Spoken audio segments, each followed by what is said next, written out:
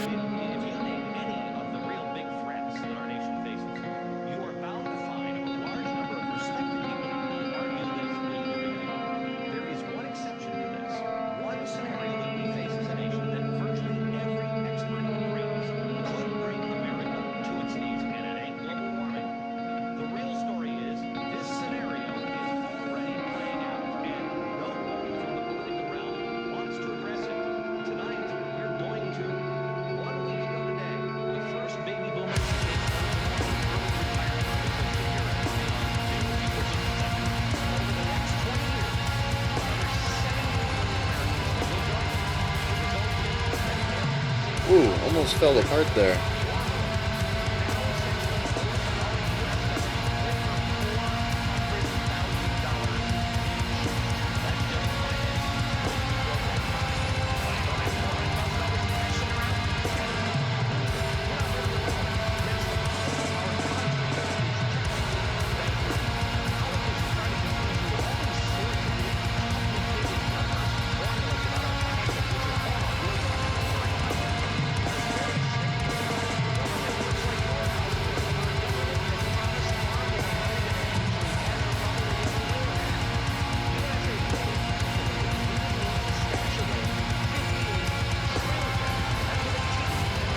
It's just such a thick atmosphere right here.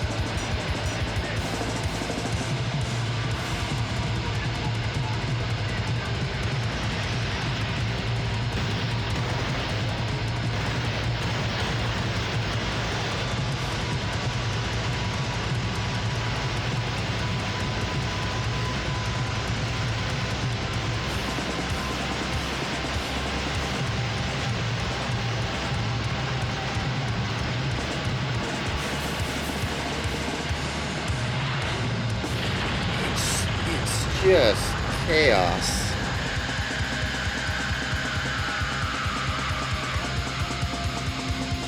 Blackened Chaos Core. That's what I'm gonna call it.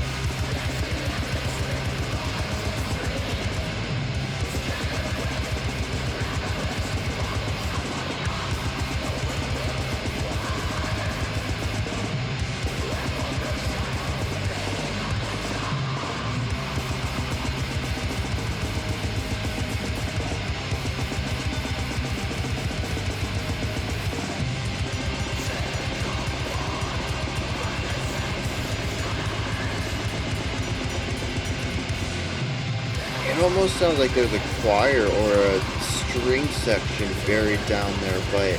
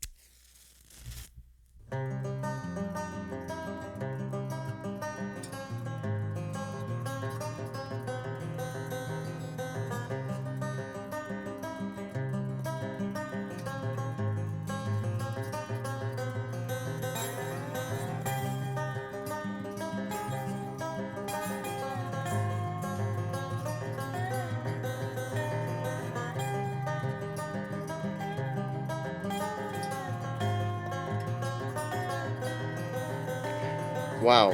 Okay. I'm still I'm still processing this whole thing.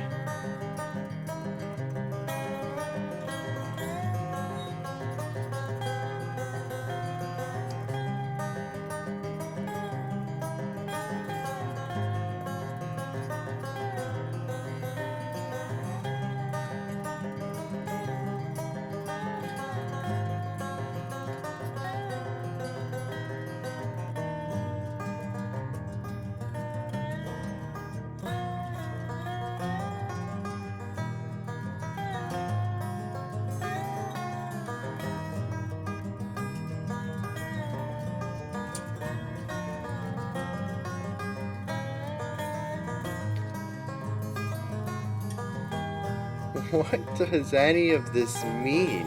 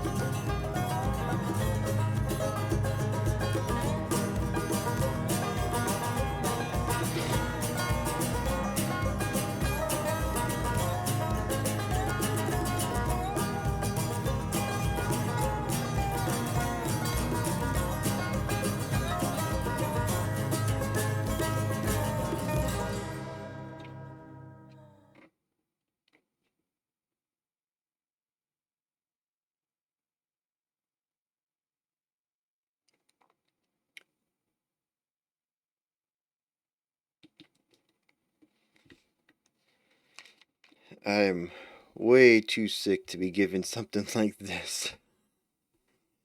Oh, this is something I need to be fit and ready and healthy for. Oh, okay. There are very few songs that have left me speechless throughout their runtime. Usually, the longer a song goes on, the more things I'll have to talk about.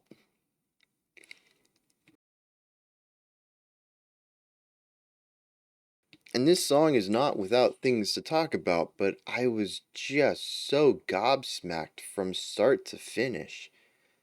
I mean, so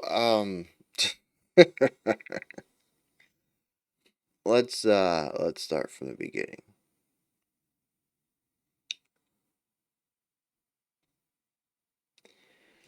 The band is called Panopticon, and they have a fairly illegible logo. I figured we were in the realm of metal. I was not wrong. A majority of this track is very black metal adjacent. It's called The Death of Baldr and the Coming War. A quick 101 refresh on this: Baldr in Norse mythology is the son of Odin and Frigg. Sometime during his life, he began to have visions or nightmares of his death. Frigg wanted to protect him and made him immortal from all things, save for one. The mistletoe was too small and innocent for her to worry about. Years later, somehow Loki tricks one of the gods into throwing a mistletoe tipped spear or arrow or something at him, and Balder is killed. And this is like the first check mark for Ragnarok, right? This is when the prophecy begins to get completed, and it's the first notch, like, oh snap, Ragnarok was this far off thing, but actually we're living in the era. We're building up to it now, and this is when the gods began to become aware of this. And that's why it's called the Death of Balder and the Coming War. Ragnarok hasn't happened yet, but the war is around the corner now. It's a lot closer than it was. We are now minutes to midnight, whereas before we didn't even know what time it was. Norse mythology and, well, pretty much any sort of European mythology, all of it is closely related to a lot of metal, especially folk metal. I feel like folk metal and mythologies kind of go hand in hand, and we hear a lot of songs about mythos. And so I was really expecting some sort of metal song, maybe folky, maybe more extreme, who knows, about Norse mythology. Now, to the credit of the band, I didn't hear a single word in here. This is an instrumental. It's very possible it was meant to still be about that, but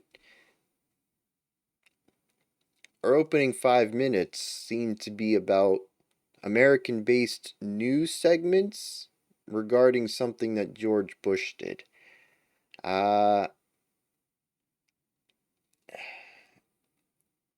I, for the life of me, don't have the context for that. I assume they're talking about George Bush Sr., but even if we had George W. Bush, I was still too young for that to really know about any of the major things that he did other than getting us into the war, 2001. Um,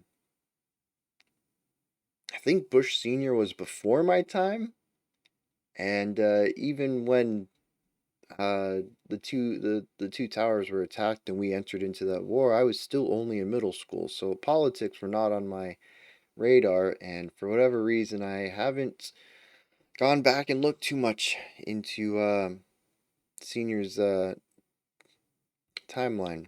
What all his presidency did. So I'm at a loss here. We'll hit the lyrics later. We'll see what's going on there. But 5 minutes in, and I have no way of tying the themes that I'm hearing to the title. Now, that's not usually my forte, anyways. I'm pretty good at talking about music, not lyrics. So, what is the music doing? Well, we have three parts. We have about a 5 minute opening, a 3, 4 minute outro, and that leaves us with what? An 8 minute black metal section. I want to explore all three of these separately because I don't see a lot of connective tissue between them.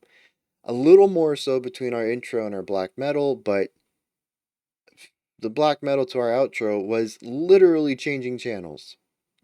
We had difficulty keeping the signal going, and we flickered into a different signal, a different station, and heard what they were playing instead. That's what it seems to be in a more diegetic reading of that transition. So our intro. Our intro was gorgeous in a haunting way. Very somber, very droll.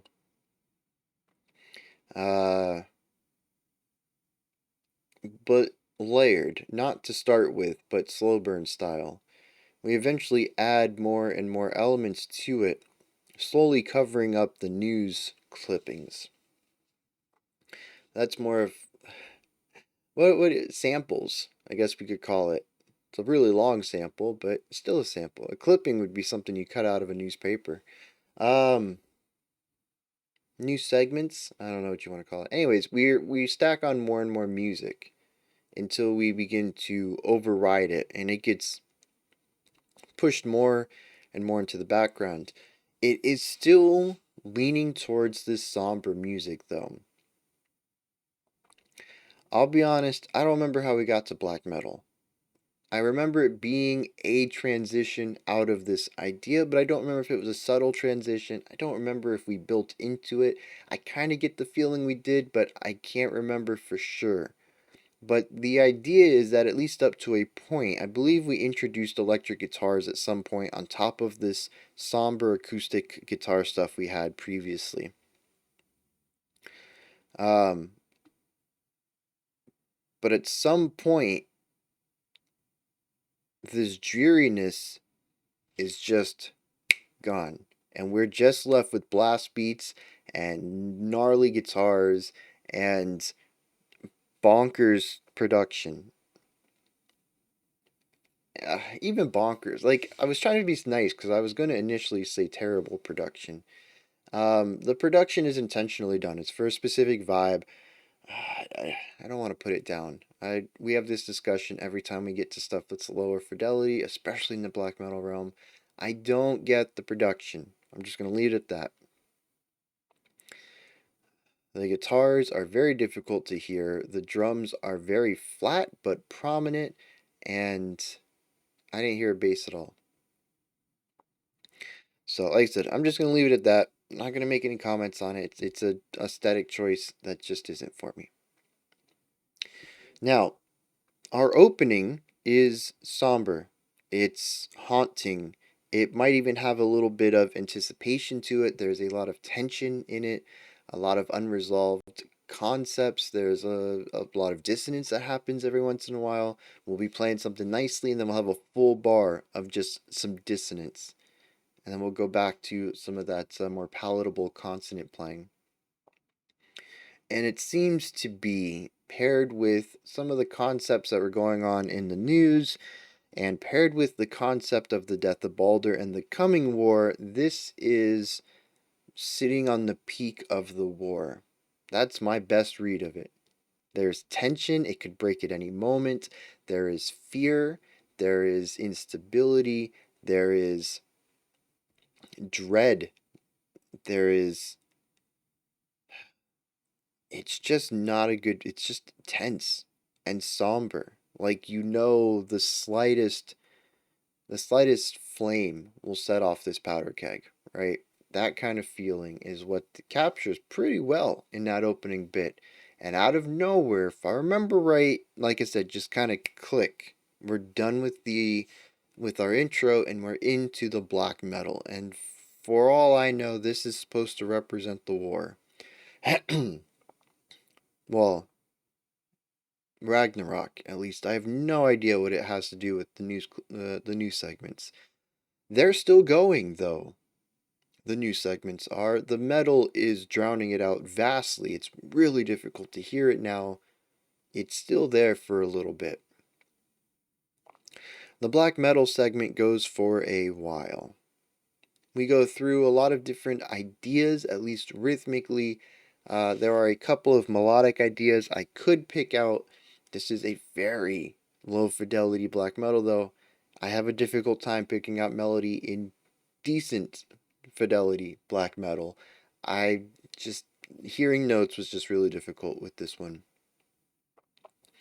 With that said, though, there were a couple of times when I heard some neat things. I did hear something that sounded like melodic movement on the bottom at one time. I had mentioned it. I could have been a choir or a string section stuffed way down in the mix. For all I know, it was the guitars. I honestly, it's such a hard time hearing anything except the drums here, which are very loud and clear, but again, flatly produced. Um, it sounds like I'm listening to the drums, I don't know, on the other side of a wall. They're in a building at a, I don't know, a concert hall, and I'm on the outside of it, and I can just hear the thumping. I can hear all the low end passing through, but none of the high end. It's just a really bizarre. Not bizarre. Again, it's not strange. It is intentional. All right. Lots of black metal stuff going on here, though. We ramp up intensity at the beginning. We start off with tremolo picking and a simpler drum beat, and then we eventually move to faster drum beats and then blast beats. And there's a lot of fluctuation here. One thing that continues to run through here is that it feels like one drum pattern for the fill. Every fill is like the same idea, and it's these really fast 16th notes broken up by a quarter note. So you get ba digga ba digga ba digga, that quick note, and then that heavy note, and then four quick notes, and then a heavy note, and then four quick notes. I think the four quick notes were on a snare. The quarter note by itself was a lot of things: tom, bass kick, maybe even a cymbal at some points. Basically, just hit something and then roll on the snare, then hit something else and roll on the snare. And when you do it really quick like this, it has this really heavy pulse pattern to it that we hear all throughout this track. Again, it could represent something very specific, even when we change up the pattern of our drums. When we change to blast beats, when we change to more laid back ideas, when we change to straight rock concepts, any of that, we always have this similar 16th note roll segmented against quarter notes as a fill, as a pattern we see show up in every single drum pattern. It could have a thematic purpose to it. Being that the drums are one of the only things I could make out, I kind of got tired of it at a point, but I mean, that's me, right? That's I'm not going to say it's an intrinsic element of the song that it's designed to be repetitive and getting to a point of overstaying its welcome. One, I'm a little sick. Two, I don't like black metal too often. And three, I'm not a big fan of lo-fi production or flat drums or not being able to hear anything else in the song but the drums. So a lot of this is just on me here, right? You come into this, if this is your first time listening to my videos, one, like I said, I'm sick. I'm trying to get through this analysis. And two, I want you to know, or at least appreciate, that I'm trying not to put any of this on the song itself. I think it's a really interesting track that does its own thing. For better or worse, it does its own thing. And I try not to say things are bad because everything is a tool in a toolbox. The production like this can be used to great effect. It might even be used to great effect in here, and I'm missing it. Repetition can be used to great effect. I'm just trying to point things out, and I don't particularly like them in this instance, but that doesn't mean that they're wrong or that this dude's a bad composer or anything like this. I could just be missing stuff. But yeah, there's a lot of variety in here, and I really want to point that out. when it comes to black metal, variety is not something I typically look forward to. First of all, we tend to have very flat sonic dynamic elements, and that's true here. The entire middle of this track has one sound to it. Um, but repetition is also something I tend to expect with black metal, and it's really neat to hear variety here. Even if I can't specifically hear what that variety is, I can tell the guitars are doing different things often. So I think that it might even be a linear element, which is cool. Black metal and linear don't always go together. They're not things that I hear too often. And that's not me saying that black metal doesn't have linear tracks. I'm sure there's some epics out there that I haven't heard. It's just black metal tends to me to feel more like traditional metal, following more of a traditional structure, your A B C B pattern. Having your verses and your chorus and your solo possibly in the bridge or no solo. Black metal and solo, I guess I don't hear too often of that either. It's just really interesting for me to hear a song that feels like it's progressing and evolving over the track while still fitting very firmly in the black metal realm. Um, and then we get out of that though, which we need to touch on the emotion a little bit of. It's just aggression to me. I have a real hard time hearing black metal, so I get the aggression out of it. I do. And that's about it. Maybe if it was a little higher production, the guitars were a little clearer, I might be able to hear some of the notes and look at the chord progressions and say, maybe they're also pushing for this other element, but it's just a very antagonistic song to me in its sonic qualities, and the perceived tonal qualities as well. So it's just a lot of aggression to my ears. I'm going to give it the benefit of the doubt, given the intro and the outro, where I can actually hear the composition, that it's probably more nuanced than that.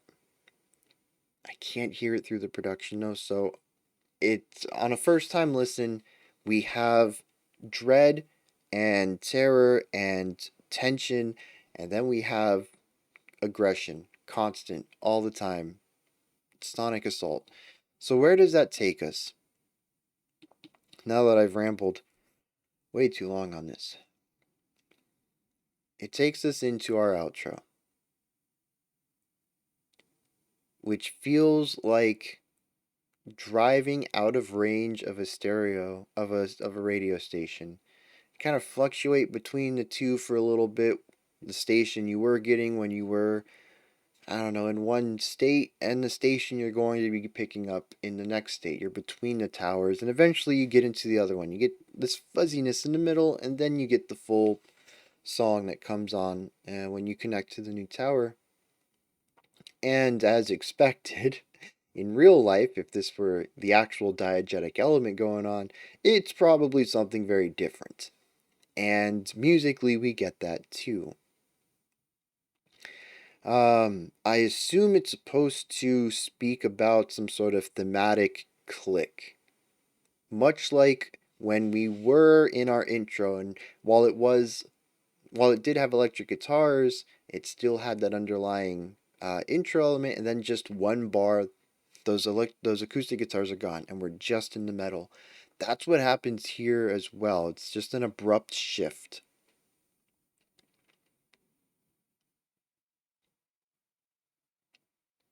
And it's an abrupt shift into folk, almost Americana. It it really makes me wonder who is behind Panopticon and where they're from. I don't think it has any bearing. I don't think you have to be American to write a song about American politics and include Americana music in the end. We have seen plenty of bands perfectly emulate musics that originate from or are better known for other countries or areas. Um, but I do think this is a very close there's closeness to this, right? I feel like there's a story being told here about something that directly impacts this person. Anyways, the ending though is this folky Americana stuff. It's kind of bright and dancey. It's a little somber, a little bit of melancholy, but it's sort of bittersweet. There is an element of brightness to it and an energy that we hadn't really seen throughout. I mean, the black metal part was energetic, but it wasn't like this. This is something that makes you want to get up and move, not something that feels like it's assaulting you. This feels like energy to utilize for oneself. And we hear it evolve over the course of the final 3 minutes or so, 4 minutes or so. And we get more and more instruments on it, and it becomes multifaceted, both emotionally and melodically. We get some really nice instances of counterpoint. There's some beautiful chord progressions in here. It's just a really neat section. By itself, I don't think I would have had an issue listening to it as if someone just introduced, hey, here's this cool track. It's an instrumental, check it out. And just get that 3 or 4 minutes there. And like, yeah, I enjoyed that. It doesn't really do a lot on its own. I think it's difficult to say that it stands well on its own. Um, because it is primarily just an A section with a couple of melody variations, but it's still really interesting on its own. It has some nice elements, and especially on a more casual listen, I think it does work on its own, even if it might not stand up to as much critical attention. But where does this put us on our story? Tension, fear, and dread, aggression, bittersweet, dancing sadness. Assuming that this is supposed to be reflective or run parallel to Ragnarok, we have the death of Baldr, the war itself, and post war, which, as little as I know about Norse mythology, enough to give that little introduction on Balder and Ragnarok, I don't know what happens after Ragnarok. I don't know what happens when the gods kill themselves. And I don't think I knew that I had that gap in my knowledge. Like I said, I'm not super knowledgeable. It's not like I've extensively and exhaustively studied it. It is something that has intrigued me. I love mythology like this. Greek, Roman, Indian, Norse, uh, even, further east, Chinese, Japanese. You start looking at Shinto religion and Buddhism. Like, I love mythology. I really do. But I've never looked into stuff exhaustively, and it just dawned on me, right? I'm like, I don't know what happens after Ragnarok. I know about these characters, I know some of their individual stories, I know about this big major part of Norse mythology, but I don't know what happens after Ragnarok. Kind of weird. Is it a folk dance? Possibly. That part, though, to me at least, does feel a little more uh, Western. American, I should say, not Western. Than relying too much on the title here.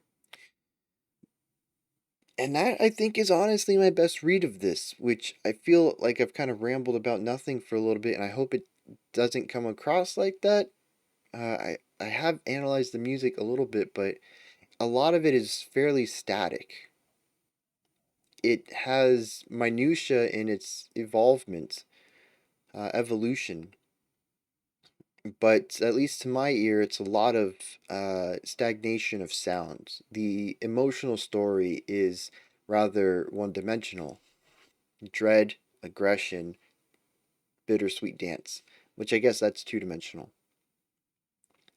Um, and I just don't see how it all ties together. I think the harshness of transitions certainly showcases how separated these three ideas are. And I think that's gonna wrap it up. Let me check just in case. see if there are any lyrics. I didn't hear any.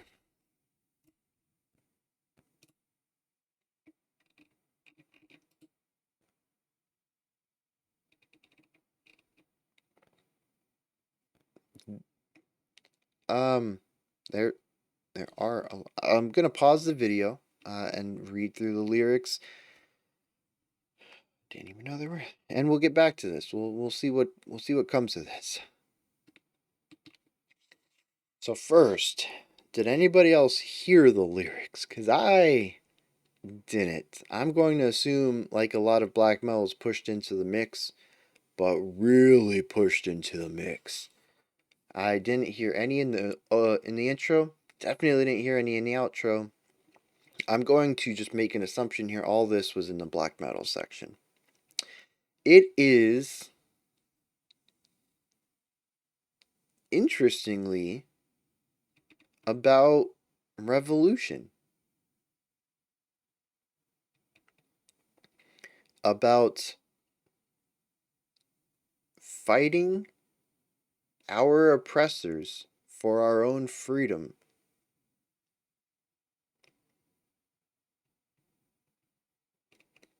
And now I wonder if the title isn't specifically about Ragnarok, but about the inciting incident for a war.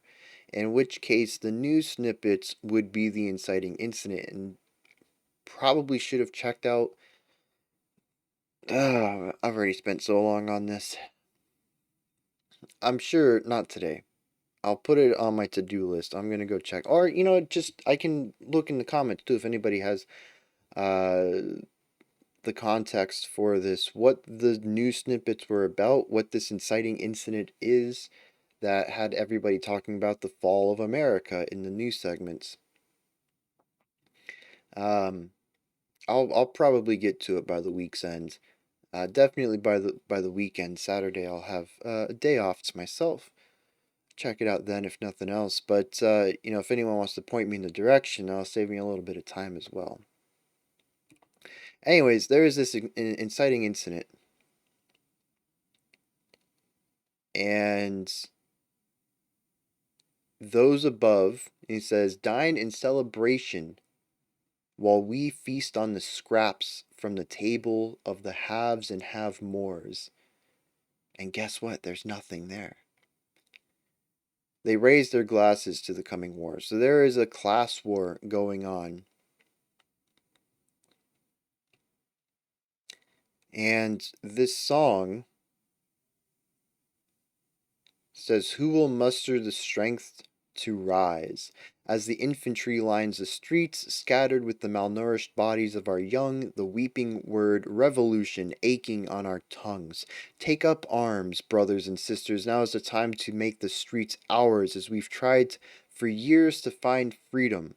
We call it the struggle, they call it crime. Now it's our time. And that's what it's about. Even speaks about the almost futility of it all. Victory may only exist in our minds and in nature's oaken pantheon. When the lights finally go out, the songs of our revolution will play on. It's about attempting to take back the means of production, of life, putting the power back in the 99%'s hands and taking it away from the rich oligarchs. And that that process will not be something that we can do politically. It won't be something we can do verbally. It won't be something we can do through debate. It will require violence. It will require action. It speaks specifically about the cost of that. We will gnash our teeth and bathe in our own blood. Some will die laughing while we swim in the flood. It is not something that everybody will be able to see the other side of, but will be well worth it. And through this, after we succeed, regardless of if we succeed, are the songs of our revolution, of our action, will play on. And I wonder if that's what the ending track is supposed to be. Or maybe the black metal part is the revolution, and it's cut abruptly short. And the music we hear at the end is the oligarchs having a nice dinner party. Or maybe it's about that disconnect, because the oligarchs won't be the ones fighting the war. They'll pay people to stand up against the revolution. It will still be the lower class fighting the lower class. And while all this violence and gnashing of teeth and sonic assault is happening, they're up in their ivory towers, sipping their wine, listening to some beautiful music.